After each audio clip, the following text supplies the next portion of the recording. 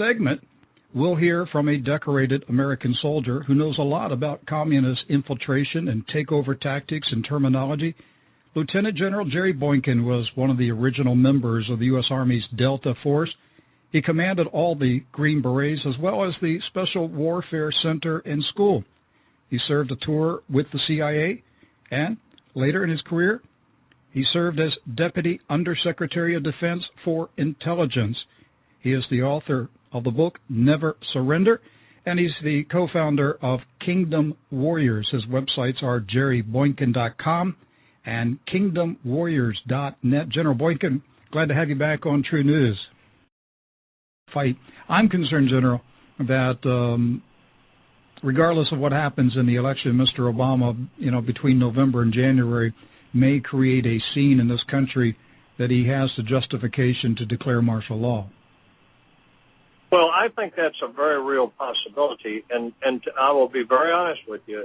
The situation in America could be such that martial law is actually warranted. And that situation, in my view, could occur if we have an economic collapse. Now, this is, the dam is just about to break on our economy.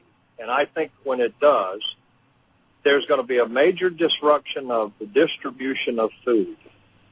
And I think what you'll see, particularly in the inner cities, is you will see a riotous, civil unrest that ultimately might justify martial law. I think those people that are not in the major cities are going to be far better off, but it could actually justify martial law. And I'm praying that we will not see that kind of collapse. We will not see a disruption of the distribution of food in America. That's probably the single biggest problem.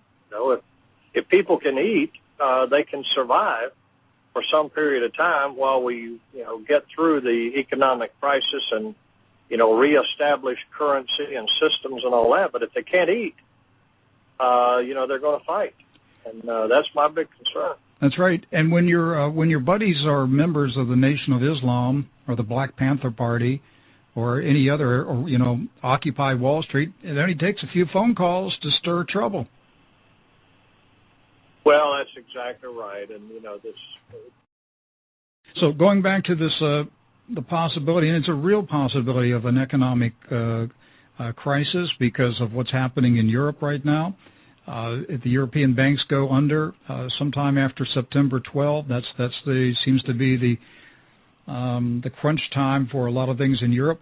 If the European banking system collapses and it moves across the Atlantic into the United States in October, and all indication is Israel's going to war with Iran sometime October, November, and if we have blowback here in the United States through Hezbollah or other sleeper cells, as you say, those kind of circumstances would warrant martial law. So here's the problem, General.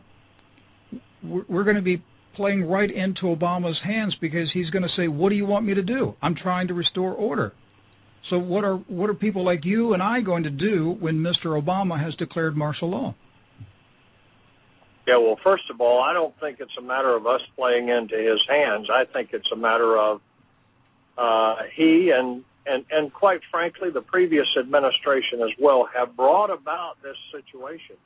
Now, I think the previous administration, it was just malfeasance, and this administration, it's very deliberate to bring about that kind of situation. But what are we going to do? And I would tell you that for me, I have 3 months of food stored. I have lots of other essentials that I have stored in my home, and my wife and I are preparing for this. Now, a lot of people call us, foolish for that kind of attitude, but I would tell you that I'm not going to be unprepared, and I think people need to be prepared now for some disruption. This economic collapse is a very strong possibility, and we need to get ready for it, and we need to be thinking through and developing plans for how we're going to react.